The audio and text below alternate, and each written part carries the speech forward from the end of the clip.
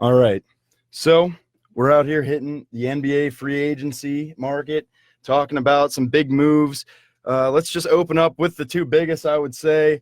KD, Kyrie, the drama that was supposed to be going to the New York Knicks, decide, no, let's go make a super team in Brooklyn instead.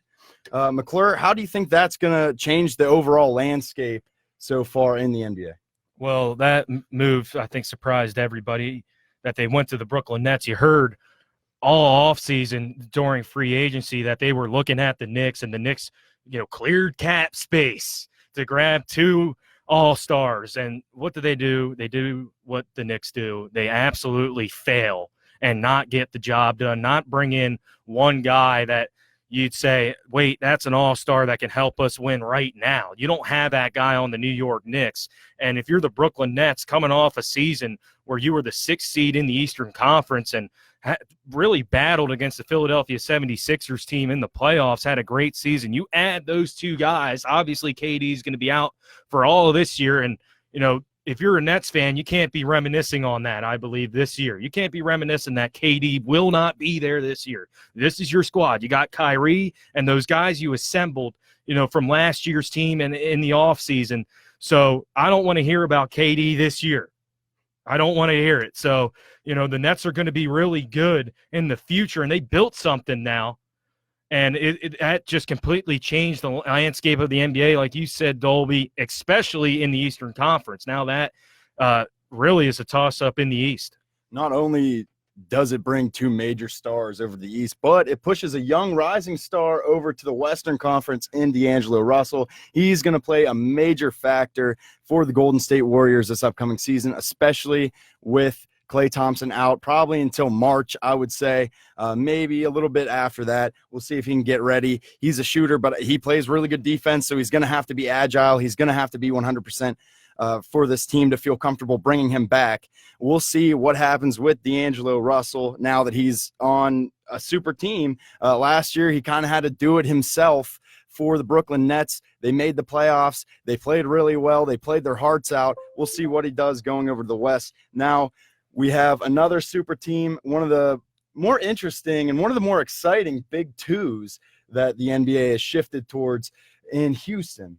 With CP3 is out, he's in Oklahoma City, and Russell Westbrook is in, playing alongside his buddy James Harden, who he has chemistry with from years ago, back whenever they made their finals run with KD, Harden, Westbrook, that big team that got taken down by Miami in the finals. Now Westbrook and Harden teaming up once again.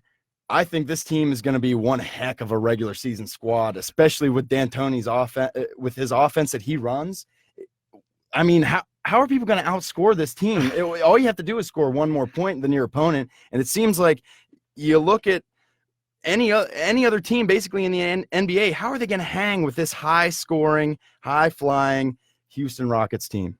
Dolby, I love this move for the Houston Rockets, and I'll tell you why. People are saying that, Russell Westbrook, he's too ball dominant, and when you combine that with James Harden, things aren't going to, do well. These guys, like you said, these guys got chemistry. They played in Oklahoma City for years. They almost took down that Miami Heat team. They went to the finals, and they're going to make this thing work in Houston. I'm telling you that right now. This is the best point guard, arguably the best point guard in the entire NBA. He goes 100 miles an hour. He can go to the rack. Now, I think he needs to work on his three-point shooting, but this guy is a freight train, man. I mean, this guy goes hard. He's a big-time player. I think he's much better than Chris Paul right now. Chris Paul, when he was with Houston, he was kind of playing a lot off the ball. You saw it a lot. You wanted him to be somebody that was on the ball, but he wasn't. I mean, he was out there in the corner and on the wing trying to create when Harden was out at the point. Now you got two guys that can do what Harden does, Harden and Westbrook, who can just create their own shot, get to the rack, and dominate. And I think that when you add that together, man, it's going to be insane. It's going to be great. For Houston, I think, like you said, they're going to be amazing in the regular season, but the playoffs are a different animal. And if they can work some things out, because obviously not everything's going to be 100% right during the regular season. So, I love this move for Houston. I think they're a legitimate contender in the West in the regular season. And when the playoffs come, I think they're going to be right there and have an opportunity to get to the NBA Finals in 2019. I just love the fact that they dumped CP3 and his albatross contract. They took on another big contract, big money, a lot of years contract with Russell Westbrook, but I feel a lot more confident in Russell Westbrook's body than I do CP3, his body and his skill set and his mentality, because towards the end of the season and during the offseason, Harden, who is the unquestioned star there, he's the number one, he's the alpha male on this basketball team. He really wasn't getting along with CP3 towards the end of it. He was tired of it. He was tired of the injuries. He was tired of the excuses. Now they bring in Russell Westbrook, who is a no BS kind of player. He's out there, tongue out, flying through the air. He doesn't even care. He's going to slam it on your face all day long. He's going to give you 150,000% of anything that he has. He will sweat himself to death before he accepts a loss. So that's what you need if you're going to take the next step in the playoffs or even the next step in the regular season. You need a guy like this with a high motor, high intensity, somebody who just loves to play ball. And it seems like CP3 is much more concerned with his off the court ventures. He thinks he's LeBron James mini. Just because you ride on the same banana boat as this guy in the offseason does not mean that you are this dude. CP3, you got to work on your game, man, because you're going to a squad in OKC that isn't looking good. And to transition to there, the OKC lost their big star, or well, I guess their two big stars. They traded their two biggest stars away, Russ Westbrook, who was a franchise favorite, and Paul George, who had been there for the past couple years, signed an extension with them, seemed like he was ready to move forward with that franchise, like they were ready to take the next step and finally recover from those few down years that they had with just Westbrook. They finally had their other star. He's a great two-way player. He can do it all. And now they boot him to the Los Angeles Clippers, who formed another super team. Imagine that. So now PG-13 getting moved to LA. They get some resources back. They get a lot of draft capital for the next few years, which draft picks, they're going to be the Clippers draft picks, so the Clippers are going to be good. And they get Shai Gilgeous-Alexander, who was the big motivating factor, as well as Danilo Gallinari, who is a good player. He's a nice player. He's a good complementary guy who can do a lot of things for you on offense. He's a good spark plug that way. But you lose so much star power if you're OKC. I don't see them recovering. McClure, do you think that maybe all the analysts are wrong? Maybe it isn't the Clippers that made out big on this trade, and maybe Shai Gilgeous-Alexander is the guy? Well, you can't say that right now just because, you don't know how these draft picks are going to be in the next few years for the Oklahoma City Thunder. And I think their mindset was like, we can't even get past the first round with Russell Westbrook and Paul George. I mean, these guys are two legitimate players in the NBA, all-stars. They couldn't get past the first round, couldn't get past the Jazz, 2 years ago. And last year they stunk against the Blazers. I mean, so they were probably like, Sam Presti was like, hey, if Russell Westbrook wants to get traded, that's fine because these guys haven't produced in the playoffs. Let's take a step back. Let's rebuild a little bit. And I think they've done, and they got some players that are seasoned vets. Danilo Gallinari and Chris Paul, as much as, me and you probably don't like him, he is a veteran in this league. He was an all-star in New Orleans. He had some pretty good years in Houston. I mean, this is a guy who's a pretty decent leader to have on your squad. And then you add somebody in Shai Gilgeous-Alexander, who I think overperformed in his rookie year for the Clippers.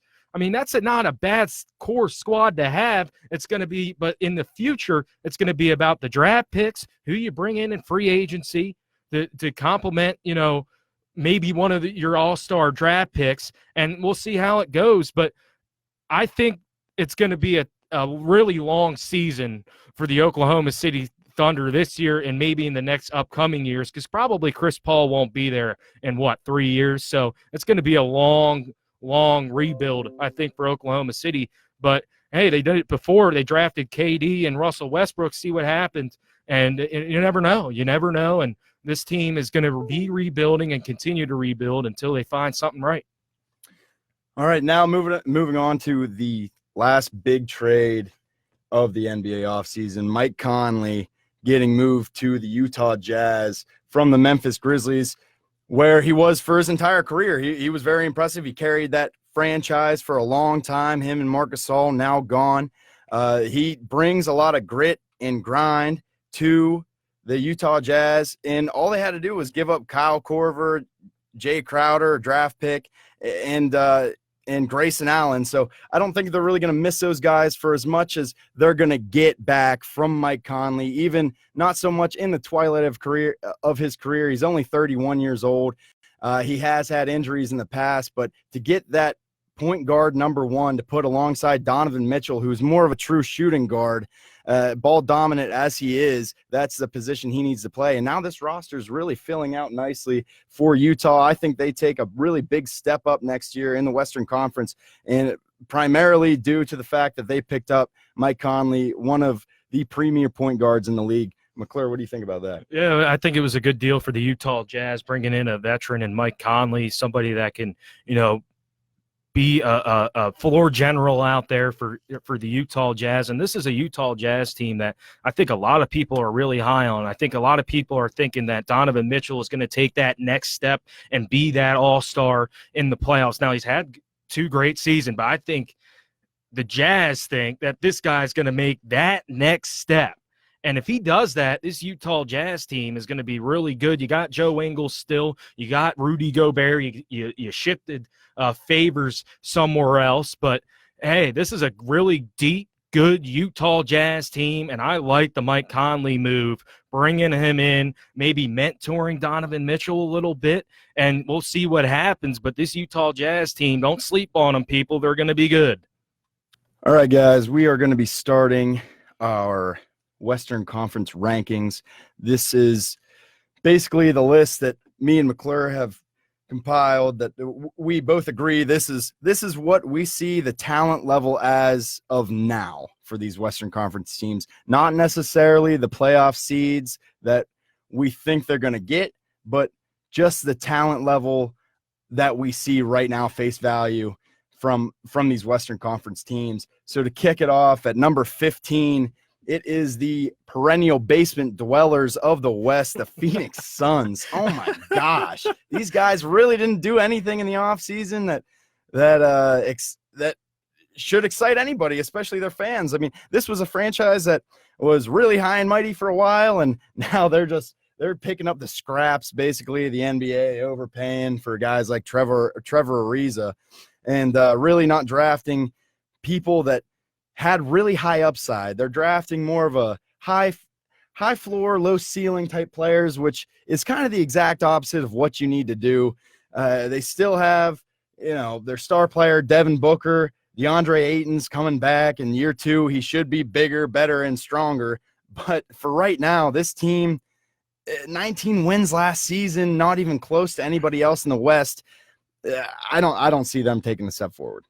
I think they're going to be a little bit better, but this is a team that has stunk the last few years. I mean, they haven't really been really that good since the Steve Nash days. Now, Devin Booker, we know what he can do on a basketball court. He can just shoot the lights out, score at will. You got to hope DeAndre Ayton takes a major step this year in his sophomore season. They do have Kelly Oubre Jr. They added Ricky Rubio in the offseason, as well as Dario Saric, which could help them.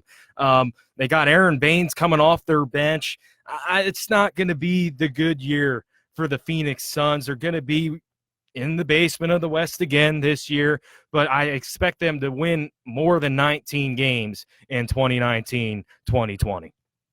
All right, moving on to number 14, the Memphis Grizzlies. As we mentioned earlier, lost their star player Mike Conley. Marc Gasol was part of that championship-winning Raptors squad. So they're full rebuild mode right now, and we expect them to also take a step back just because of all these young players, young talent that they have. I don't think that they're going to be able to compete in this tough Western Conference. Yeah, it's going to be very difficult.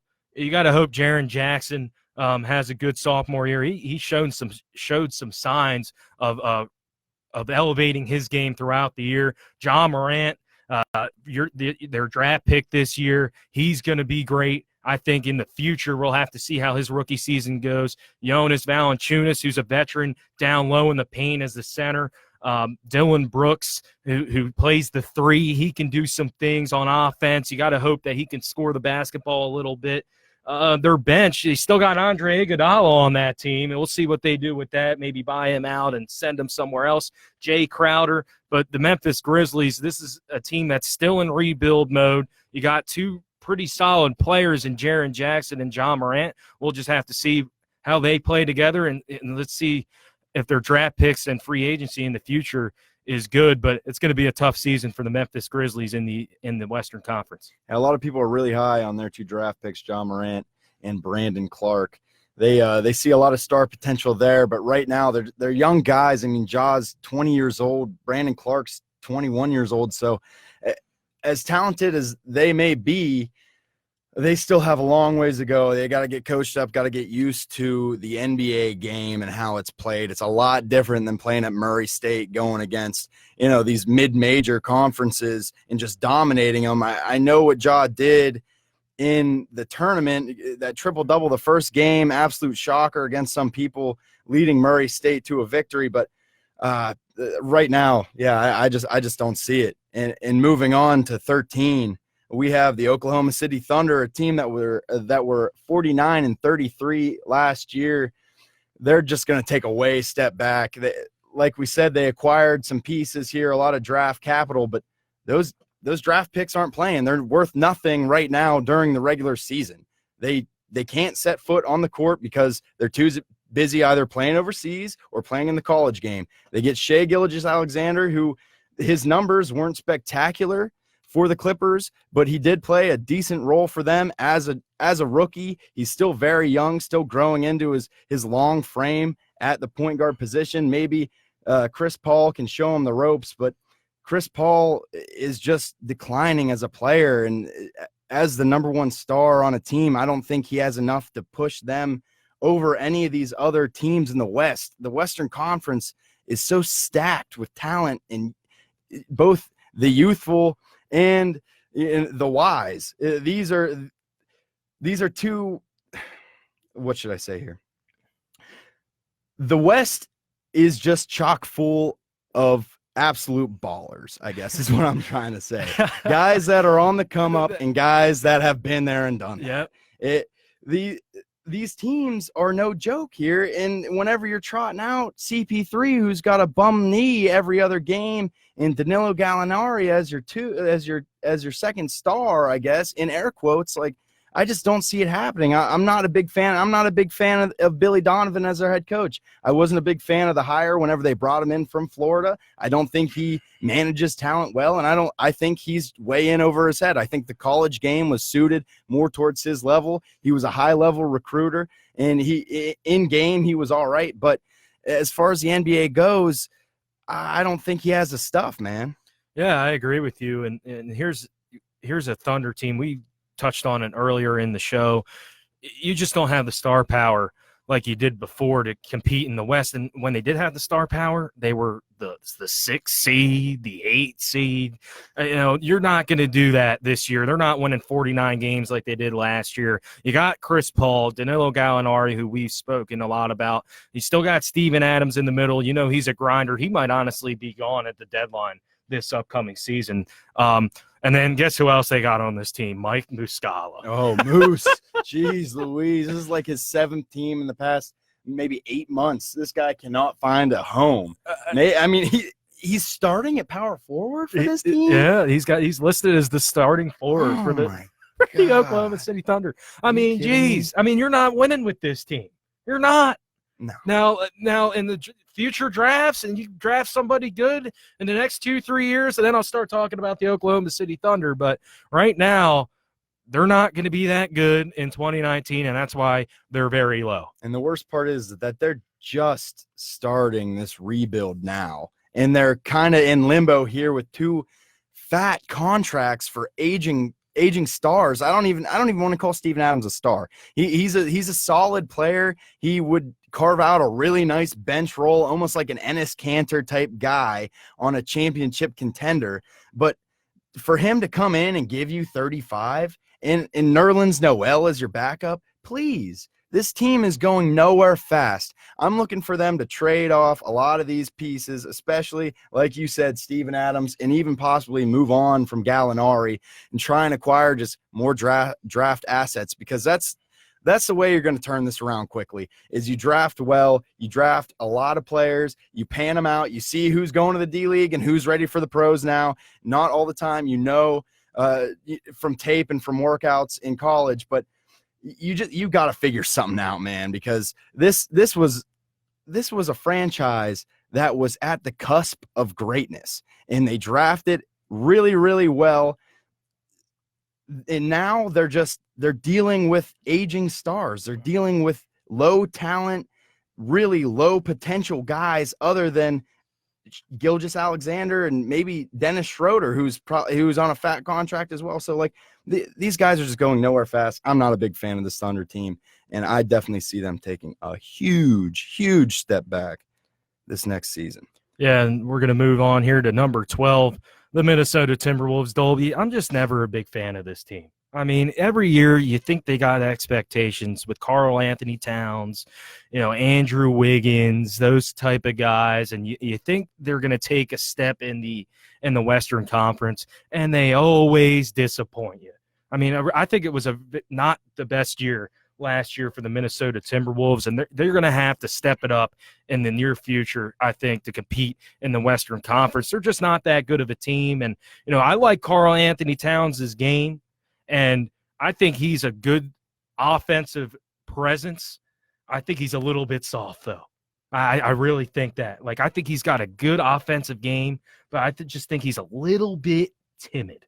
And that's what hurts him. And that's what's been hurting the Minnesota Timberwolves the last few years. Now, I think it was 2 years ago they had to play the Denver Nuggets to get into the playoffs. They won that game and then got blown out by the Houston Rockets, and then last year just took a major step back, really weren't even in the hunt in the playoffs. So I'm not a big fan of this Timberwolves team. This is a team that has been stagnant since Kevin Love was a rookie. I mean, everybody's been waiting for them to break out and break out and break out, and they trot the same mediocre lineup out there, and the names change, but the potential doesn't. These guys typically are going nowhere. They're battling for the 10th or 9th best team in the West. They're not quite good enough to break through. They can't get over the hump, and they're not quite bad enough to get another star player to put alongside Karl Anthony Towns. I'm sick and tired of Andrew Wiggins. I think he's reached his potential. Everyone talks about, well, if he taps into that, his potential for his defensive ability, he's such an athlete, he's incredible. Dude, this guy, he's been nothing but a streaky shooter, and he'll go and get buckets for you, but like that's all he really brings to the table. He doesn't excite me whatsoever. He's just kind of a flop in my eyes for a number 1 overall pick that you traded an absolute star for, that went and competed for 3 chips and won 1 chip with Cleveland. This is a guy that you needed more out of in Andrew Wiggins, and I agree with you there. Karl Anthony Towns is soft. He's a typical Kentucky big man. We're talking Boogie Cousins. We're talking Anthony Davis. We're talking Karl Anthony Towns. All 3 things that these guys have in common: incredibly gifted, incredible scorers, but incredibly soft. Yeah. No, you're 100% right. And, when I look at this Timberwolves team and just looking at the roster, you got Cove there. He's a good defensive presence, can hit the 3 ball. Jeff Teague, he's still there. You got the same squad here, man. I mean, Gorgie Dieng, it's not a good squad. And, they're going to be disappointing again this year. They're going to be battling for that, 11th, 10th, 9th seed and not make the playoffs. All right, let's move it on over to One of your favorite teams in the league, McClure, the Sacramento Kings. You love these guys. 39-43 last year. They looked to make a playoff push, and they're looking to do the same thing this year. Really hopeful for this squad. A nice young team. Have a lot of nice young bigs. A ton of pieces on that squad. McClure, what are you thinking about the Sacramento Kings? Sacramento Kings, this is a team I was really high on last year, and they're very young. You got De'Aaron Fox, who's becoming a really good point guard in the NBA. You saw a lot also of Buddy Hield's improvement on the offensive side of the ball. You saw he could catch and shoot. He could dribble a little bit and pull up. He showed a lot of good things for the Sacramento Kings. You hope Marvin Bagley takes a big-time step this year as being a lethal big man, a lethal four in the NBA. And then you got Harrison Barnes, who's been there, done that. He was with Golden State, Dallas. They got him at the deadline. I like him a lot of somebody being – or for him being like a Harrison Barnes, just being a kind of a leader on that team for these young cats. And I really like Harrison Barnes. And you got Dwayne Dedman. They're going to be in the lower spot of the Western Conference playoff race. But if they can just get some wins together and play together, this Sacramento Kings team is going to be really well. And you saw De'Aaron Fox speak. He ain't afraid of anybody, and I guarantee you this guy's going to make a major push this year of being an all-star. I'm a big fan of this Kings team. I think they're going to battle hard and might make the playoffs this year. Yeah, Kings absolutely loaded with young talent. And to move on to our number 10 team, the New Orleans Pelicans, another team that is absolutely stacked whenever it comes to young talent, getting that number 1 overall pick, Zion Williamson.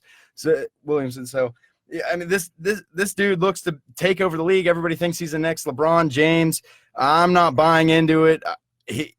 For me, his body was NBA ready in high school. He dominated all lower facets of the game. Now he's coming to play with the big boys, and we'll see how he does. I mean, they're not messing around anymore. We'll see if his game translates, see if he can become a better shooter. But they also pick up so many assets from the Los Angeles Lakers. They're looking like the baby Lakers, basically, is what this New Orleans Pelicans team is. They've just got they're riddled with star power, or at least potential star power. If these guys can reach their potential, this team is looking at multiple playoff appearances, probably championship appearances.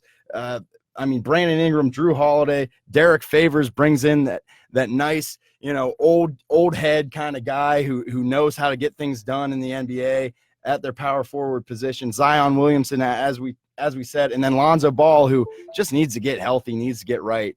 I think that move out of LA is going to do wonders for this guy. Get him out of the spotlight. Get his dad out of the spotlight.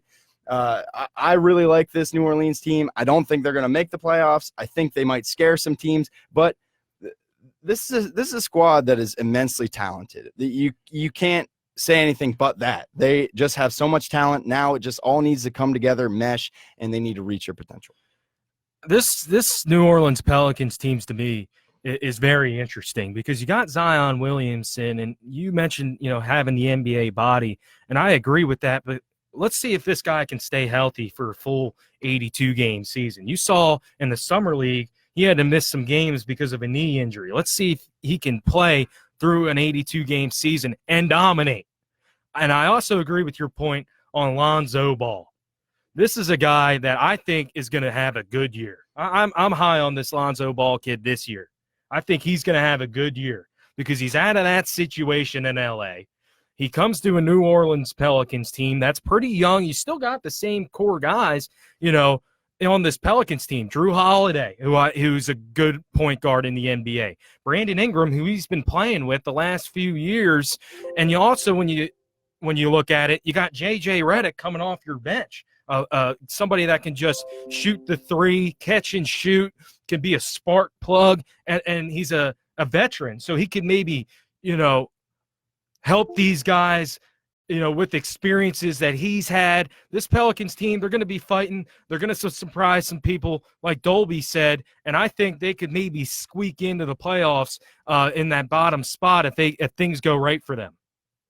Yeah, let's move it right along here. Our number 9 team before we cut to commercial. Then we'll get to who we believe will make the playoffs next year. But right now, who's on the outside looking in, right there on the bubble, is the Dallas Mavericks. It hurts me to say it because I absolutely love the star power that they have on this team with Luka Doncic, who is becoming slowly my favorite player in the NBA with everything that he can do, still how young he is, and just a swagger that he brings to that Dallas Mavericks franchise, and Kristaps Porzingis, who needs to prove that he can be healthy for an entire season, but he's a unicorn, man. I mean, there's no other players really like him in the league. He can stretch the floor, he can get you down low, he can grab boards, and he can pass. So this is a team that's full of potential, but their other players aren't looking so hot sometimes. Seth Curry could be a big piece coming off the bench.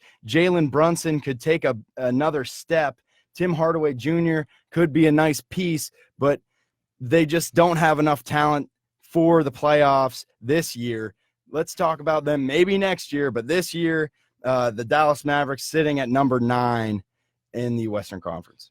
Yeah, and we went back and forth with this. We thought maybe the Spurs or the Mavericks, you can flip-flop them, but this Dallas Mavericks team, what I really want to see from them is how Kristaps and Luka Doncic play together, their chemistry, because it could be lethal if these guys stay healthy, especially Kristaps Porzingis.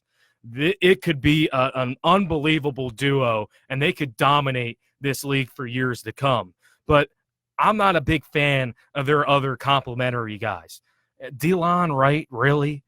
Dwight Powell, you saw what he could do a little bit last year. You had Boban from Philly, Jalen Brunson, J.J. Barea, is on that team. But I think a guy that's really going to have to step up his game for the Dallas Mavericks this year for them to compete, to maybe make the playoffs, is Tim Hardaway Jr. He's going to have to be somebody that you can rely on to score the basketball and, play some solid defense when Doncic and Kristaps maybe not having a good game. It's going to be a big question mark whether Kristaps, stays healthy. But if Tim Hardaway Jr. and, Seth Curry can kind of be a spark plug that, okay, they can hit a few threes and get us right back in the game, this Dallas Mavericks team is going to be good this year. But I think in the future, you're going to start seeing this team making the playoffs and making some runs in those playoffs. All right, so far we have, in I guess ascending order, would be the Suns, the Grizzlies, the Thunder, the Timberwolves, the Kings, the Pelicans, and the Mavericks. Whenever we come back from commercial, we will be talking about our final 8 seeds in the Western Conference. These are the guys who we think are going to make the playoffs. We will be right back.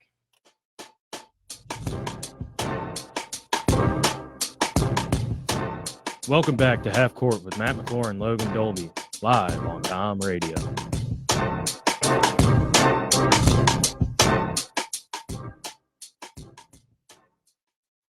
All right, we're back here. Final segment. Let's kick it off here. Number 8, McClure, a team that we kind of battled back and forth here. Should we put them in the playoffs? Should we not put them in the playoffs? Are they really going to do it again for like the 20th year in a row? We're talking Greg Popovich and his San Antonio Spurs at number 8. They went 48-34 last season. McClure, what do you have for us? Well, they're going to make the playoffs again this year, and it's because they've done it year after year after year after year, and you still got some good players on this team. It's the same squad. I mean, you got DeRozan, LaMarcus Aldridge. You saw what they could do last year. They're not any scrubs. Rudy Gay, who's a really good complementary piece who can, put the ball in the hole and play some solid defense. Bryn Forbes, he saw what he could do. Derek White was also very good in the playoffs. He's been very good for the Spurs team, and you hope he takes a step this year for them. Marco Bellinelli, Damari Carroll, who I also like coming in there. He played for the Nets last year, gave them some solid minutes. This is a Spurs team that's going to make the playoffs again, whether we like it or not. And it's because Greg Popovich has done it year after year, and you still got the same core of guys on this Spurs team. Yeah, I agree completely. That's why we came up with this consensus is number 8. They bring back the same core, and they have an all-time great coach. I mean, those are two things that you need. You need consistency and you need great coaching. If they need a win during the regular season, if they need a few wins, I'm confident that they'll be able to push it to the limit. They'll be able to get it done. They'll be able to get in at number 8. I like this pick for us. I mean, it might stop here in the next few years, their streak, but for now we have them sitting at number 8. And at number 7 might surprise a lot of people, the Golden State Warriors sitting there at our power rankings, 7th for the West. They lose Kevin Durant this offseason.